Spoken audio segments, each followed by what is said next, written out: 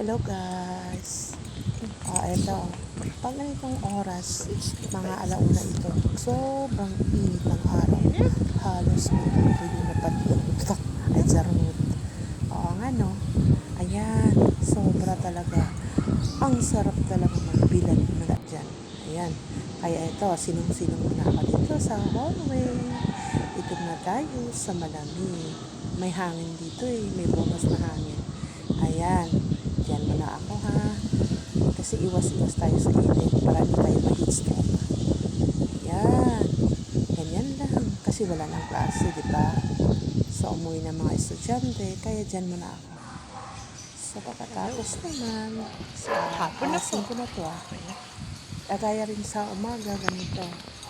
Pag sa umaga o hapon, hindi na wala siya mainit. araw. So, maganda dito. Ang ganda ng kalangitan, no? Yan, maganda dito. Hindi siya Ito po ang akin. Ito po yung gate namin. Yan, Gate 3. ang gate po namin. Gate 3 po yan. So, ayun ang ito po ang bahay aming ko. bahay.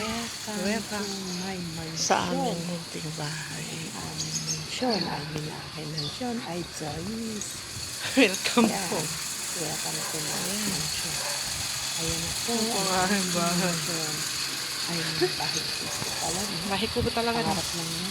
May mga bahay pa. May mga damit Dito pa dyan, barracks no? namin yan. Dito lang. Hotel. Yan. Sa umaga dito ako nag-standby. Ito po ang aking bahay. Tanghali, siyempre. Joke lang, Hindi charis. na ako paano makulimlim na. Charis.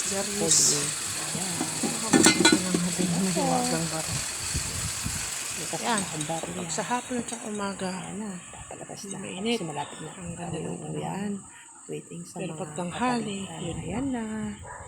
Di ba ang ganda kapag araw? Bye-bye.